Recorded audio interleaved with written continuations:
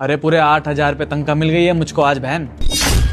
8,000? पूरा तो पता नहीं लेकिन जितना ला सकते हैं उतना ले आएंगे। क्या कर रहे हो? नमस्ते सर। किससे बात कर रहे थे? घर पे बात कर रहा था सर बहन से। क्या बात हो रही थी? कुछ खास नहीं सर, माफ़ कर दीजिए। सैलरी आई है? हाँ साहब, आज मिल गई तनख्वाह। दिखाना।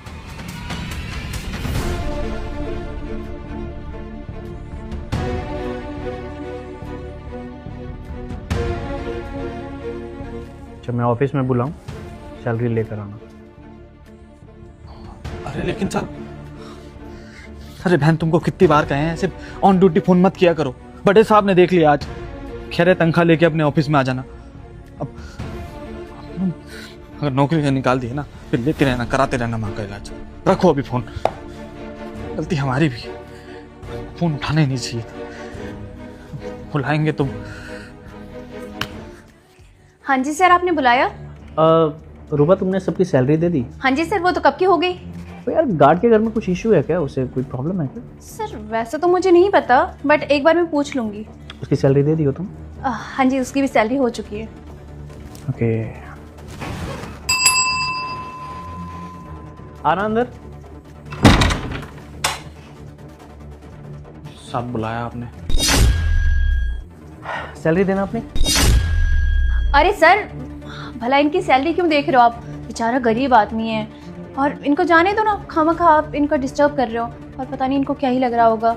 हमें इसकी सैलरी पता नहीं क्यों देख रहे हैं। हाँ साहब, आज के बाद नहीं करेंगे फ़ोन पे बात। मैडम वो फ़ोन पे बात कर रहे थे ना बाहर, तो साहब ने इसलिए बुला लिया। साहब वो घर से फ़ोन आ गया था, माफ़ कर दीजिए। हाँ सर, जाने दो। वैसे ही ना बेचारा गरीब है, और इंसान से ना गलती हो ही जाती है। जाओ जाओ, तुम अपना काम करो। अब चल रही?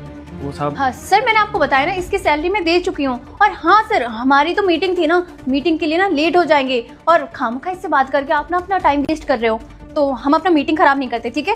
मैं उनको कॉल करती हूँ, और अभी मैं ना मीटिंग फिक्स करती हूँ, ठीक है? रूपा, मीटिंग कर लेंगे थोड़ी देर में, अभी जल्दी नहीं है, तो पर बात कर लेते हैं ना। सर आप इसको जाने दीजिए ना, खामखा ना आप इसको रोक रहे हैं। बेचारा ना डर रहा होगा। एक काम करो, तुम चले जाओ, मैं बात कर लूँगी सर से।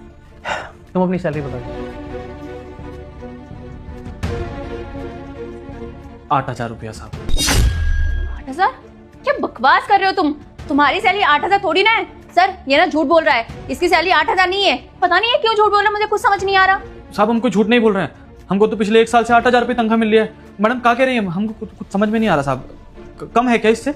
ओह, मैं अब समझी तुम ये सब ड्रामा क्यों कर रहे हो। तुम सिंपैथी गेन करना चाहते हो ना। सर मैं ना इन जैसे लोगों को अच्छे से जानती हूँ। ये ना सिंपैथी गेन करने के लिए ना कुछ भी बहाना बोल सकते हैं, और कुछ भी झूठ बोल सकते हैं। देखिए सर, मुझे अब ऐसा लगता है अब ना इसको यहाँ पे नौकरी में नहीं रखना चाहिए हमें। और हाँ, तुझे तो ना मैं नौकरी से हटवा के रहूंगी, समझा मेरी बात? झूठ बोलेगा। और सर इसकी सैलरी ना पूरे के पूरे 15,000 है, और हर महीने मैं इसको 15,000 देती हूँ।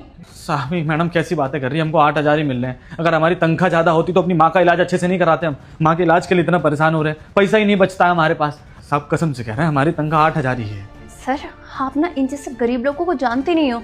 ये ना पैसों के लालच में आके ना कुछ भी ड्रामा कर सकते हैं, जैसे कि आपके सामने ही है। ये देखो, शक्ल से लगता है कितना ड्रामा कर सकता है, कितना झूठ बोल सकता है, लेकिन आपके सामने ही है कितना नौटंकी कर रहा है ये। सर इसको ना मैंने पूरे के पूरे 15,000 दिए हैं। साहब आज तक हमको 15,000 तनख्वाह नहीं मिला साहब, कसम से, मम्मी कसम साहब। सर ये सब ये बहाने इसलिए कर रहा है ताकि ये आपसे ना और पैसे ले सके। और देखो ना सर, ये अपनी माँ की तबीयत का बहाना भी लगा रहा है। रूपा एक बात बताओ, झूठ क्यों बोले? अगर इसकी सैलरी 8,000 है फिर 8,000 बताएगा ना। सर मुझे याद आ गया, वो क्या है ना, इसने ना मुझसे कुछ एडवांस लिए थे, तो इसलिए मैंने इसको ना कुछ पैसे कम करके दिए। जो इसने एडवांस लिए थे ना, इसलिए ना इसको मैंने पैसे काट के दिए बस। नहीं साहब, हम तो कोई वो एडवांस नहीं लिया आज तक कभी, बल्कि एक बार मांगे थे मैडम से। वो मम्मी की तबीयत खराब थी तो दवाई लानी थी, लेकिन मैडम ने मना कर दिया हमको। मैडम कहती है 8,000 रुपये तनख्वाह, इसमें कहा तुमको एडवांस दे। आज तक कुछ भी नहीं लिए हम।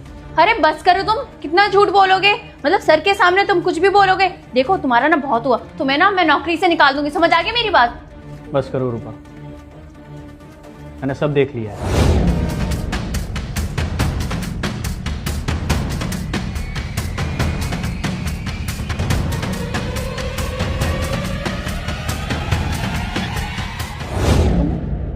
तुम गार्ड की सैलरी खाती हो? हाँ, तुम्हें पता है कितनी मेहनत करते हैं ये लोग? सुबह 8 बजे आते हैं। 8 बजे का मतलब समझती हो? हमारे आने से पहले ये आते हैं, और जब हम चले जाते हैं ना, उसके बाद ये पूरे ऑफिस को बंद करते हैं, उसके बाद जाते हैं। तुम इनकी सैलरी खा रही हो। अरे तुम्हें किस चीज़ की कमी है? तुम्हारी सैलरी अच्छी है, तुम्हें सारी सुविधाएं मिली है, उसके बाद भी तुम ये हरकतें करती हो। मुझे तुमसे ना ये उम्मीद नहीं थी। मैंने अपनी कंपनी की सारी जिम्मेदारी ना तुम्हारे कंधों पे दे रखी, इसलिए क्योंकि मुझे ऐसा लगता है कि तुम बहुत काबिल हो। तो तुम्हारे हाथों में वो सैलरी भी किसे कितना देना है, ये सब मैंने तुम्हें दिया है कि तुम डिसाइड करो। और तुम जिसकी जितनी सैलरी है तुम उतनी भी नहीं दे रही हो। बस करो रूपा। चलो ठीक है, मैंने माना कि इसने एडवांस लिया, पर मैंने तो तुम्हें कहा था कि सबकी सैलरी खाते में डालो। कैश क्यों देती हो? सर इसको मैं कैश में पैसे ना दूं तो कैसे दूं? इसके पास अकाउंट ही नहीं है। नहीं साहब, अकाउंट है हमारे पास, बैंक का खाता बना हुआ है। सर वो क्या है ना, इसने मुझसे कहा था कि इसके पास अकाउंट तो है, बट इसके अकाउंट में ना पैसे ही नहीं आते। इसका अकाउंट खराब है, इसमें मेरी क्या गलती है? नहीं साहब, ऐसा कुछ भी नहीं है। हमारे पास खाता भी है और अच्छे से चलता भी है। वो किसान आवास योजना के तहत 2,000 रुपये महीना आता है उसमें। हमको तो मैडम ही कही थी कि खाते में नहीं डाल सकते पैसा, 8,000 रुपये क्या डालेंगे, तो इसलिए हम ले रहे थे। हमने सोचा इतना बड़ा कंपनी है, 8-10 हज़ार रुपये का पता नहीं चलता होगा, इसलिए हमको खाते में नहीं मिलता है। हम तो पूछे भी थे। देखो मुझे ऐसा लगता है ना कि तुम्हें इस कंपनी की ज़रूरत नहीं है, तुम्हें शायद और भूख है पैसों की, काम की नहीं। तो ऐसा करते हैं कि आज से हम तुम्हें इस कंपनी से निकालते हैं। आप वहाँ जाइए जहाँ आप लोगों के पैसे खा सके। इवन मैं ऐसा करता हूँ ना कि आपकी सीवी में इतना ख़राब कर देता हूँ कि आप पूरे NCR तो क्या, आप पूरे हिंदुस्तान में कहीं जॉब करने के लायक नहीं रहेंगे। अब तुम यहाँ से जाती हो या मैं तुम्हारे ऊपर फ्रॉड का केस करूँ, और जो तुम्हारा PF रुका हुआ है ना, अब तुम्हें मिलने से रहा, समझ गई? तो तुम यहाँ से निकल जाओ, जाओ। सर देखिए, मैं मानती हूँ कि मुझसे गलती होगी, और इसके पैसे जितने भी है ना, मैं प्रॉमिस करती हूँ मैं इसको सारे इसके पैसे दे दूंगी। वो तो मैं ले ही लूँगा, जा सकती हैं।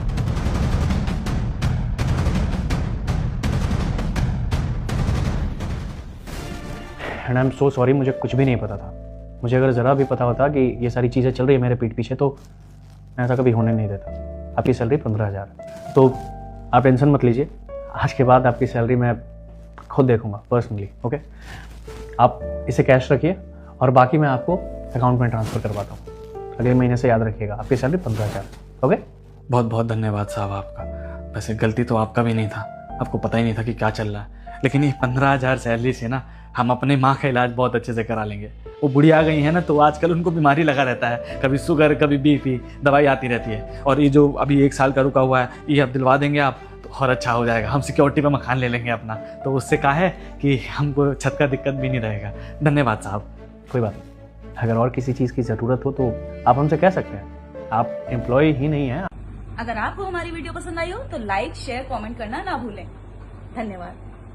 बेटा मुझे देखकर इग्नोर मत करना। इस बार जो भी एग्जाम में पास होना चाहता है मैं पास कर दूंगी, मगर मेरा भी एक काम करना होगा। तुम्हें इस वीडियो को एक लाइक और चैनल को सब्सक्राइब करना होगा और 5 सच्चे मित्र को शेयर करना होगा। और मेरे बेटे जाते जाते कमेंट में सरस्वती मान